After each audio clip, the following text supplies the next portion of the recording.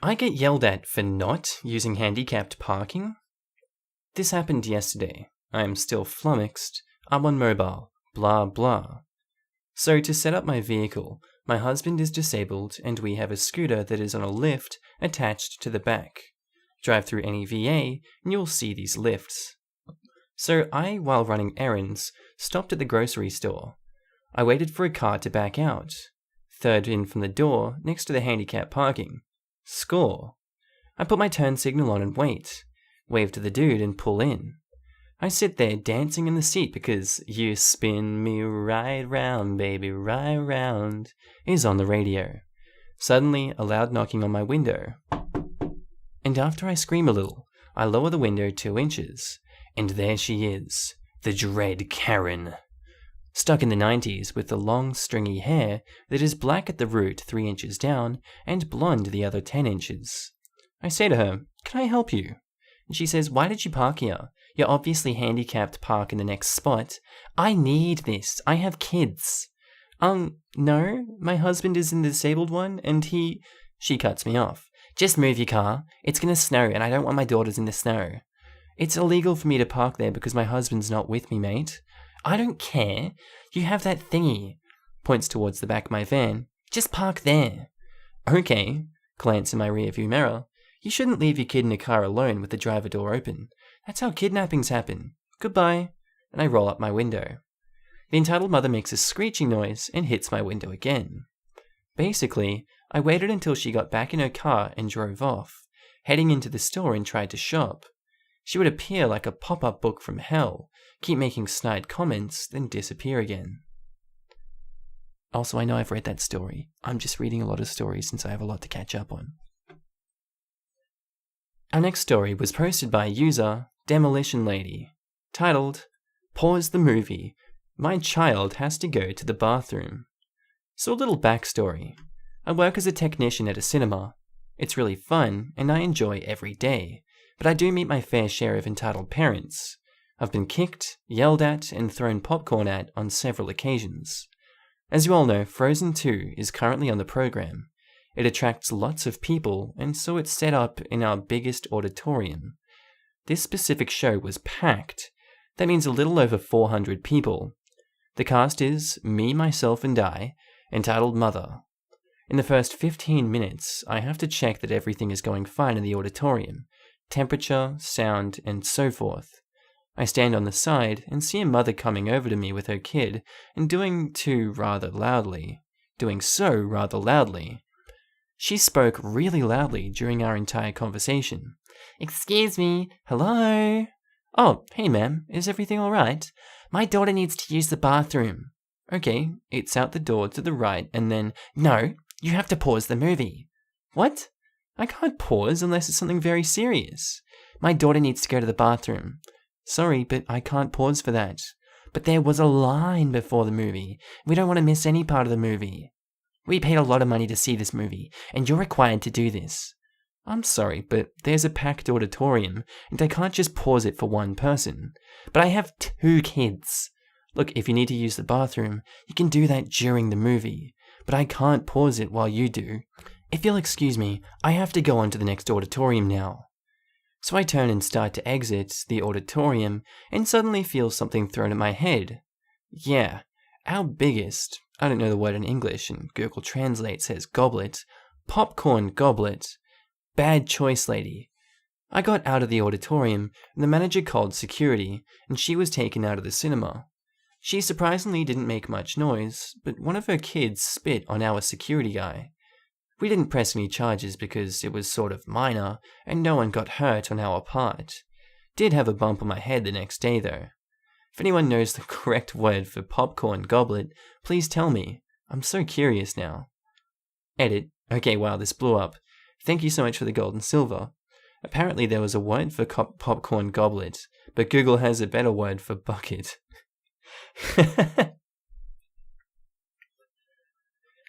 Our next story was posted by a user, I know this name is taken, titled, "Parents asked us to kill our elderly dog after their daughter hurt him." Wow, I just realized I've never posted this here. It was the first thing I ever wrote on Reddit, and I really don't know that Entitled Parents was its own subreddit at that time, so anyway, here it is. Maybe you guys will like it. When I was a baby, my parents rescued a dog from the animal shelter and named him Buddy. Buddy was half German Shepherd, half Golden Retriever. We called him our Golden Shepherd, and he was the perfect family dog. As the years passed, our family grew fairly larger. My parents' religion encouraged lots of children, and Buddy saw each of us, and our pet rabbits, like his own puppies.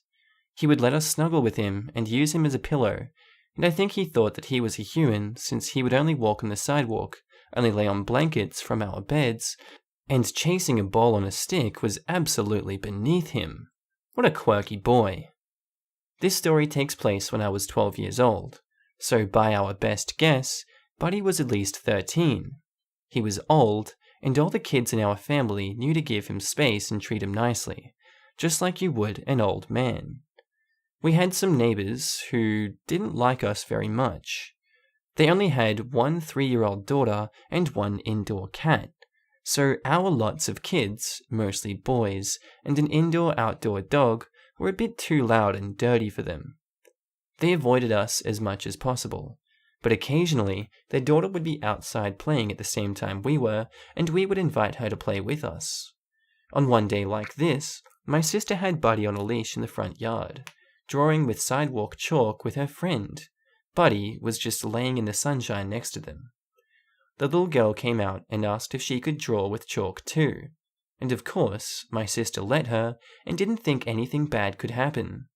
The girl, being 3, draws for a bit and then runs off, comes back to draw some more, and then runs off again, and my sister doesn't worry about her because she's just being a toddler. After a bit, this little girl tried to climb on Buddy's back like a horse. My sister stopped her and explained that Buddy is an old man and that hurts his back. The little girl nods and runs off. After a while of everything going fine, the little girl running up to the collar and running away, she tries to climb on his back again. My sister again corrected her, explaining that that hurts Buddy and we don't want to hurt him, so please don't climb on his back. The little girl says, "Okay," and runs off. This time, my sister moved to a different spot, a little ways away from where the girl was playing, and after a while stopped paying attention to where she was. This time the girl came back and climbed on Buddy's back a third time. Just as my sister noticed her and started to say something, Buddy growled. The growl startled this little girl, and she lost her balance, fell off, and hit her face on the sidewalk. When my sister took her to her house to get her parents, they were convinced that Buddy bit her. They wouldn't listen to my sister's story and insisted the scrape on the daughter's cheek was a dog bite, even though it was clearly a wide sidewalk scrape, not teeth marks. Buddy had no history of biting, even though he was always surrounded by kids, and my sister was there when it happened and saw the whole thing. I even rushed outside to see what all the yelling was about, saw the scrape, and saw Buddy just sitting there with his head down like he thought that he was in trouble. Poor old dog wouldn't hurt a fly. In a dramatic to-do, they rushed their daughter to the hospital and got her cheek bandaged up. Remember, it was just a scrape, but okay.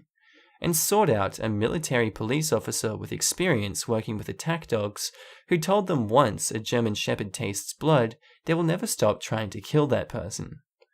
They came to us that night and demanded we put our dog down because he will try to kill their daughter. My dad was very reasonable and understood their fear, so he said that he would talk to the family and get back to them. When he told us they wanted us to kill our dog, we all started crying and hugging Buddy and begging Dad not to do it. My dad was a big softy, but could be fiercely protective of his family. If anyone made us cry, it was all over. The next day, he told the neighbors he believed my sister that the dog did not bite their daughter and that he was just old and trying to protect himself from being hurt by her again. They did not take this well, and from then on, they would call their daughter inside whenever they saw us, with or without the dog, and tried spreading gossip about us with other neighbors. Everyone else liked us though, so that didn't go anywhere. Long story short, The mean neighbors moved, and Buddy lived to the ripe old age of at least 17. He died after a long battle with cancer on my 16th birthday. I went with my dad to put him down and put an end to his suffering. I didn't want him to feel abandoned on the last day of his life when he had always been such a good dog.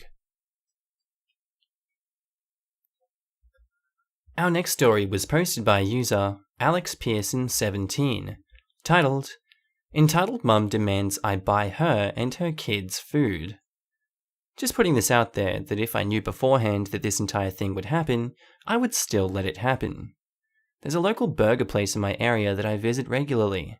It is normally empty during the week, but on this day, for whatever reason, there were a few more people in there than normal. I was with a close friend. We'll call him Carlos. I just wanted to hang out with him and get some food. We were standing in the line and talking for about 2 minutes when entitled mother and her 2 boys, I'd guess they were younger than 10, walk up behind us.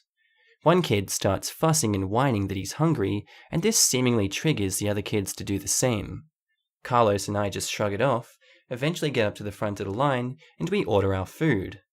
Carlos orders before me, but I let the cashier know that I'd be paying for both mine and his meal. That was a mistake. Before I even get my wallet out, entitled mother shoves me out of the way and says, I'd like to add to his order, and proceeds to order over $40 worth of food for her and her 2 kids. I asked her what she thought she was doing, and she said, I saw you pay for that guy, so I'm sure you wouldn't mind buying food for a single mother and her 2 children. Normally, I would have considered that if she, asked first, but who in their right mind thinks that it's okay to do what she did? I tell her that I won't be doing paying for any of her food, and that she's setting a bad example for her kids by trying to get free stuff from people. That comment ticked her off, and she started getting all up in my face. I'm not sure if that was meant to intimidate me, but I'm 6'2", and that lady was no taller than 5'5". She raised her voice saying, Don't you dare tell me how to parent my kids. You have no idea what it's like being a single mum and raising 2 boys on your own. I retort, saying, Yeah, you're right. I don't know what that's like, but I wasn't the one who told you to get knocked up, twice, so I don't really want to hear your single mum excuse for being an asshole. I made sure not to say the full word in front of her 2 kids or any other kids in the restaurant, but after that comment, she didn't care. Who the frick do you think you are talking to me like that? The guy who up to 2 minutes ago you had no problem with trying to spend his money? I work 2 frickin' jobs to provide for my kids, and you think it's okay to stand there and disrespect me? You disrespected me by cutting in front of me and assuming that you'd get free food from me.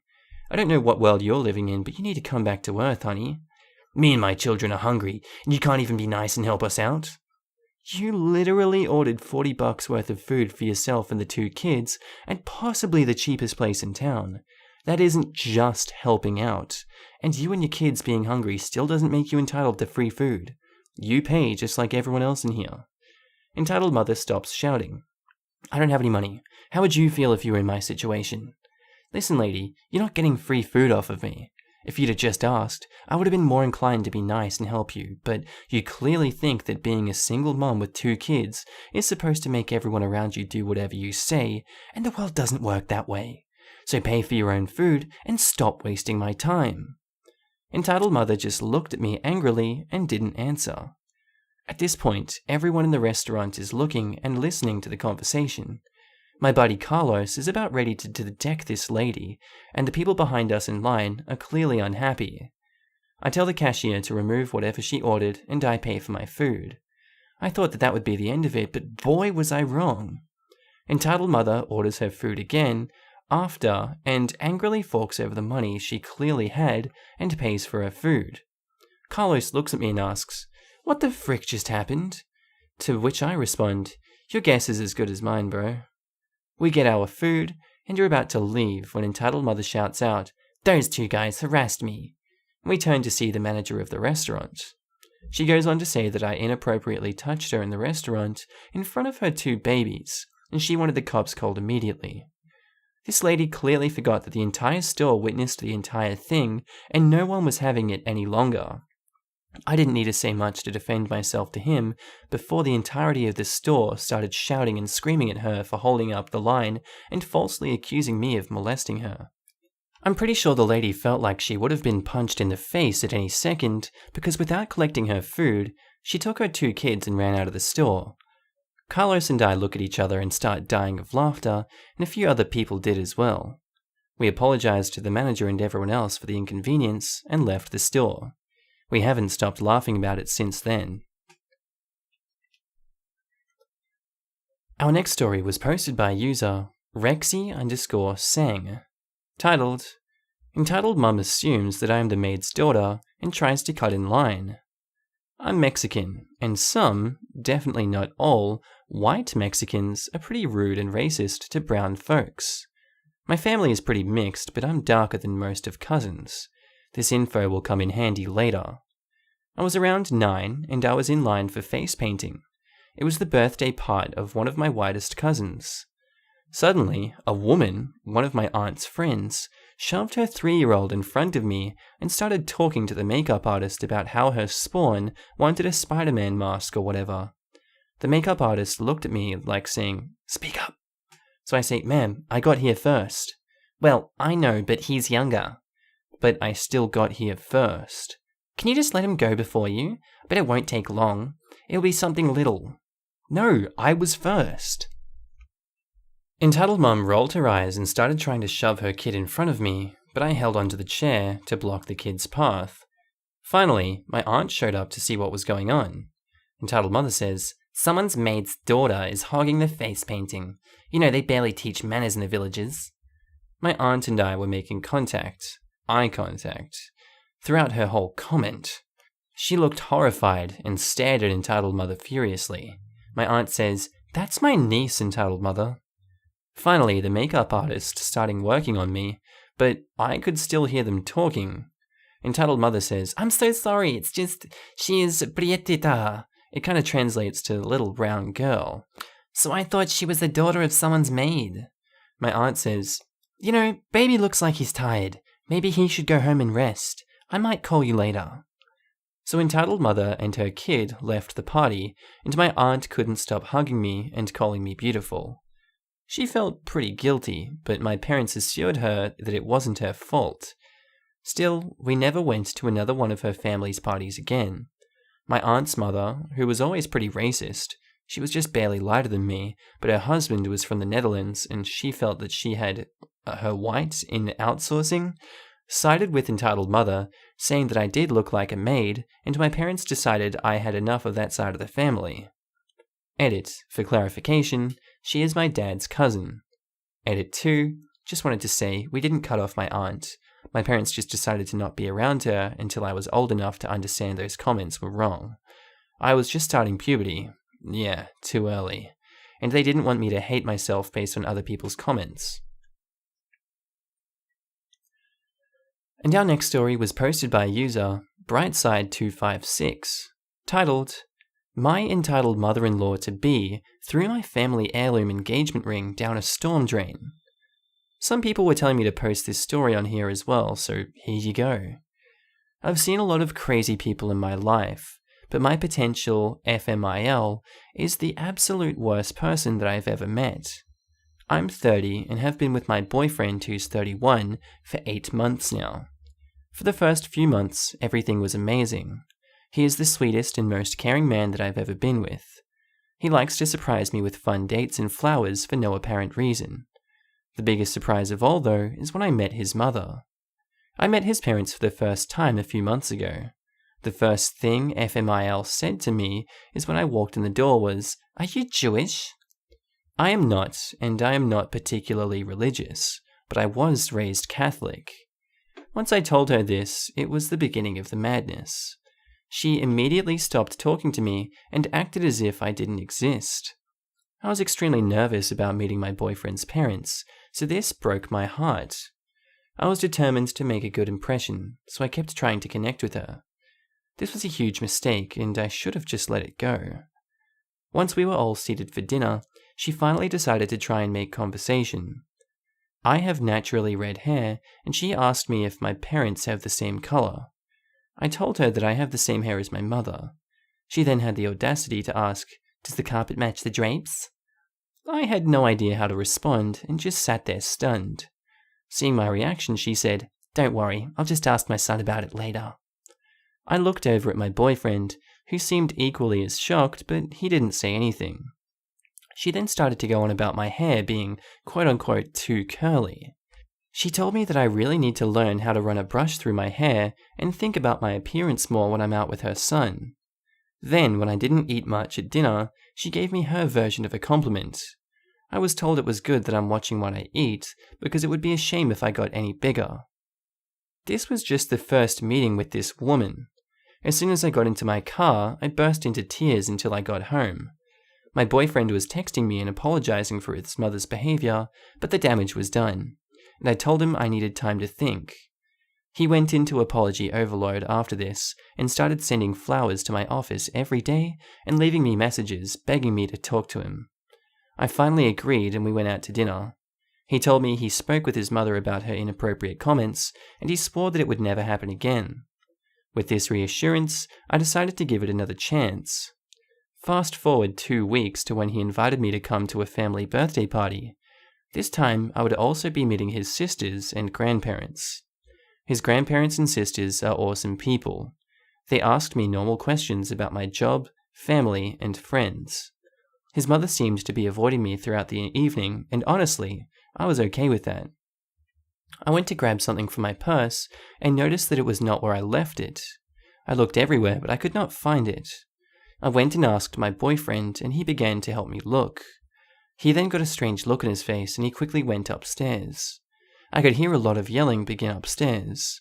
He came back down holding my purse after a few minutes and told me that we were leaving. Once we got in the car, I asked him what was going on. His mother had taken my purse so that she could see my driver's license. She intended to try and run a background check on me. He told me she had told him this earlier, but honestly, he had thought that she was joking. I thought that this was best if I avoided any of his family functions for the time being. This worked out great for a while, and he went to any of his family parties alone. He would ask me each time before leaving if I was sure if I didn't want to go, but I always declined. Last week, his family had their family reunion, and he asked me to please come with him. I was very reluctant, but considering there would be so many people present, I didn't think that she would pull anything.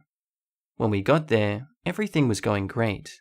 I met his extended family and got to catch up with his sisters. His mother did seem to be shooting me death glares all night, but I brushed it off.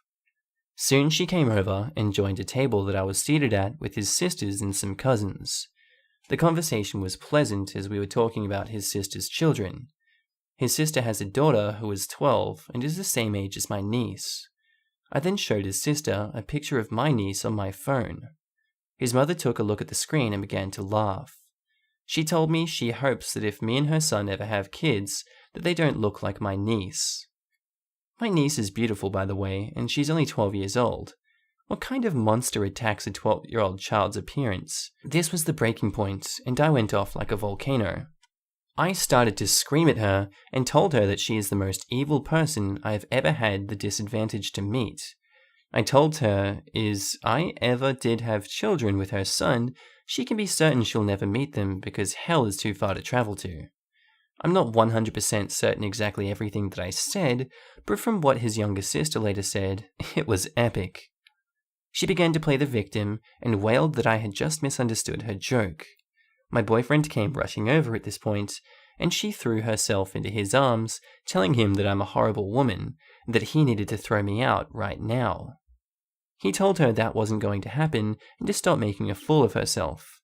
She seemed to accept this for a moment and sat back down. She just kept sobbing that I didn't understand how to take a joke. Then something in her snapped as she noticed something that my boyfriend was holding in his hand and began to have another meltdown. I didn't understand what was happening at this point and just stood there watching a grown woman pitch a fit like a toddler. None of what she was saying made any sense to me, as it was mostly just incoherent screaming, but I did pick up on many derogatory comments directed my way. My boyfriend then told me we were leaving and told me to grab my things. As I started to get ready, my future mother-in-law made a lunge for my boyfriend's hand and grabbed the small box he was holding. She then looked me dead in the eyes and said, "You will never have this ring, you little bee." she ran outside and threw the box down a storm drain. Turns out that my boyfriend was intending on proposing to me. He had just obtained his grandmother's ring while we were at the reunion. His grandmother is completely heartbroken because now her ring is down a storm drain instead of continuing on in the family as she had always wanted. I don't know where to go from here. I'm devastated, confused, and exhausted. Can I ask him to never see his mother again?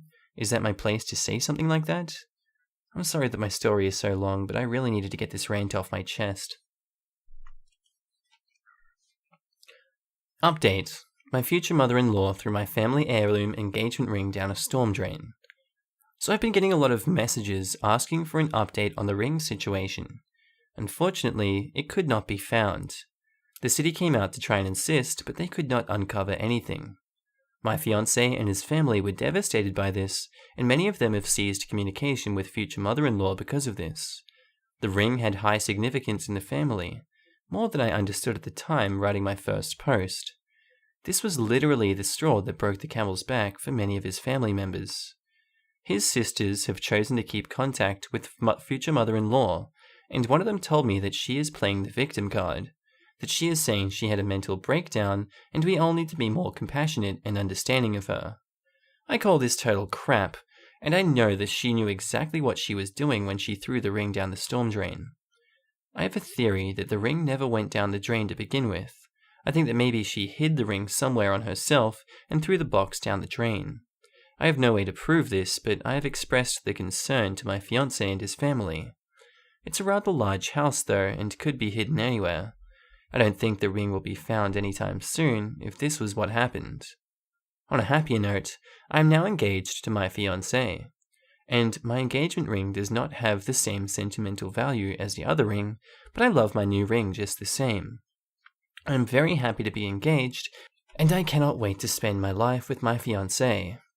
My fiancé is on low contact now with his mother, but word has reached her now that we are engaged. After she found out, she apparently refused to leave her room for 3 days. She refused to speak to anyone or eat any food. The drama of this woman is unbelievable to me. Soon after this, I was told about her quote-unquote condition. I started receiving a lot of strange emails and phone calls. I started getting phone calls from strange men asking me to perform a variety of different sexual things for them. Obviously, I was mortified by this and immediately changed my phone number. I told my fiancé what happened, and he thinks that someone must be giving out my number to men they meet by mistake. I didn't believe that, so I did a Google search of my phone number and found a few Craigslist ads written about me. The descriptions are just too similar to my appearance. They even mention my red hair. I truly believe this is future mother-in-law doing this. She knows how to post on Craigslist, and she sells a lot of used things online. I have also mysteriously been signed up for a variety of different dating sites and porn sites. If this is future mother-in-law, then I just don't know where she's going to stop. This is a low level to drop to, and I cannot believe how pitiful this woman is. I showed this all to my fiancé and told him about my suspicions. He doesn't think that his mother has the tech savvy to be able to pull this off. Then what he said next chilled me to my bones, as I thought his older sister liked me. He said his older sister had mentioned to him that to maintain a healthy relationship, you should be checking your partner's phone daily. She proceeded to tell him that there should be no secrets and I shouldn't have a problem showing him my phone when he got home. I was going to ask his sisters to be in my bridal party, and now I don't even know where I stand with them. Do they hate me too? What in the hell did I do to deserve this? I truly don't know who I can trust anymore. I have decided to limit what I tell them going forward, as I currently think they are future mother-in-law's spies. For now, I'm going to try and enjoy my engagement and put this all out of my head. I guess I'll just wait and see what happens with his family. And our last story was also posted by user Brightside256, titled, Update. My future mother-in-law has been arrested. I have been getting messages asking for an update on my situation with my future mother-in-law, so I thought I'd make a quick post on what happened most recently. My fiancé went no contact with her after everything that happened. This lasted all about a week before she showed up banging at our door. My fiancée was at work and I was alone at home at the time.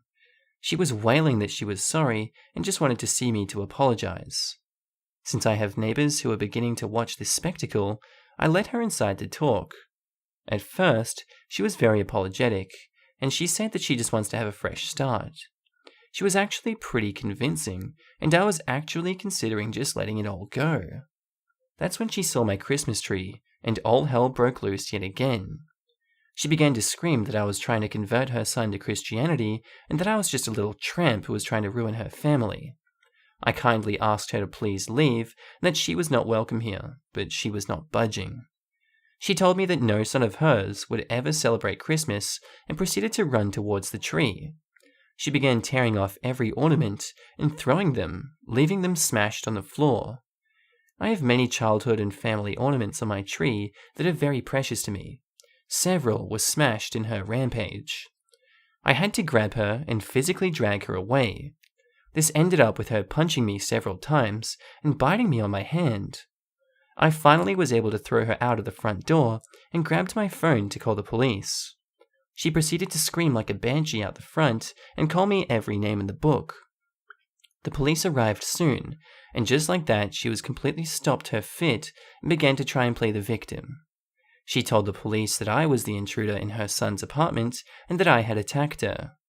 The police had arrived with an ambulance, which was promptly taken too because she was feeling faint and was in distress after my brutal assault on her.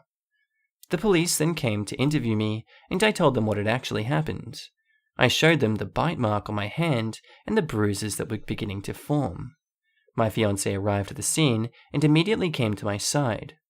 He confirmed to the officers that I do live there, and his mother is a nutcase. Seeing that her son was siding with me, sent her into yet another tantrum. The police asked me if I would like to place charges against future mother-in-law. I looked to my fiancé, and I could tell that he was conflicted on what to do. I had to do what would make me feel safe in the end, and I decided to place charges. Future mother-in-law was first taken to the hospital and then arrested upon her release. She is now facing charges for assault, and I have taken a restraining order against her. This has placed a serious strain on my relationship with my fiancé. He and the rest of his family want me to drop the charges against his mother. He tells me that since I have a restraining order, she can no longer come near me, so I have nothing to worry about. I don't think he fully understands how terrifying this experience was for me. He tells me that it is my decision in the end, and he will stand by me, but he doesn't want to see his mother go to prison. Part of me just wants to pack my bags and run. I told him that I felt this way, and he is begging me to stay with him. He says that we can move, and we have no contact with his family in the future. I'm so confused and conflicted on what to do. Anyway guys, I hope you enjoyed that episode. Tell me what you think about it down in the comments. Like, share, subscribe, do what you want to do. I hope you have a groovy day. Don't worry, I'm not in a bad mood today. I just have to not be so loud when I'm doing these stories. That I will be doing better stories soon. I'm just going to continue doing what I do. Love you guys, and I hope you have a good day. I'll see you in the next episode. Bye.